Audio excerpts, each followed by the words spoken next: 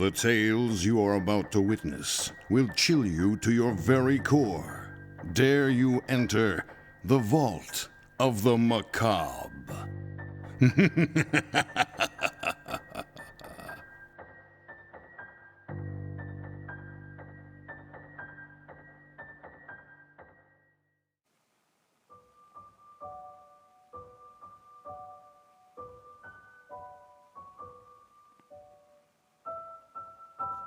"'Twas Christmas Eve and the night was clear. The family had gathered for eggnog and cheer. With 8 family members and a dog fast asleep, the family decided they'd play hide and seek. So off they went to find places to hide, leaving last only Simon, whose job was to find. One by one, Simon found the whole family. First Josh, then Stephen, then Julie and Granny. Then he found Beth, then Paul, and next Jane, then finally Sarah to complete the game. When the family gathered to applaud and admire, Simon asked, "Where's Beth, the girl by the fire?" The family just laughed at what Simon was saying, but again he exclaimed that Beth too was playing. "That's not funny, Simon," his grandmother said, "as Beth was my daughter and has long been dead. It was Christmas Eve nearly 40 years ago. We had no food and such terrible snow. She was 9 years old and she did not survive, and she fell in the fire and was burned alive."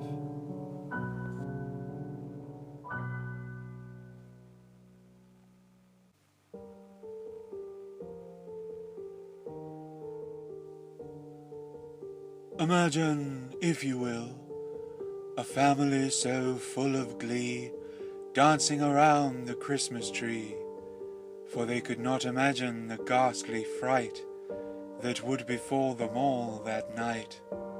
For standing merely feet away, outside the window in the grey, was not dear old Santa Claus in his sleigh, but a deranged murderer stalking his prey.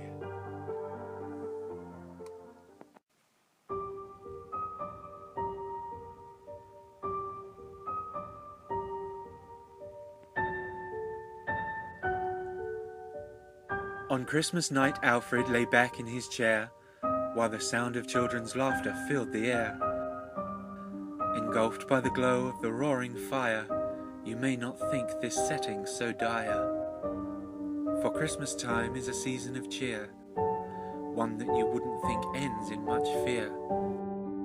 But Alfred, you see, had no children at all. There was no person in the darkened hall, no child or parent about to be seen, just Alfred and the sound of laughter obscene. For at this point Alfred had been driven quite mad by the sound of the laughter without body to be had. So alone he is sitting, his madness unstave. With the sound of the laughter he'll take to his grave.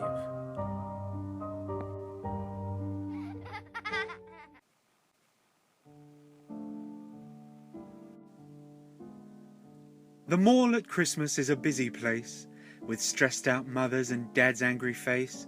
But one thing all children light up at the sight is the shopping mall Santa in his red suit so bright. He called me over to sit on his knee, then wrapped his arms around me with glee. He asked me my name, my age and where I live, so without hesitation these details I give. He smelt of popcorn and candy and butter. "What do you want for Christmas?" he uttered. So I rolled off my list, about 9 or 10, when I heard my mum scream, "Get away from him, Ben!" I looked at my mum as Santa threw me to the floor. Then security chased Santa out through the door. The mall, you see, hired no Santa that year. Then Mum looked worried as she noticed my fear. She bent down and said, "Everything will be fine." "No, it's not, Mum," I replied. "He knows we live on 3rd and Vine."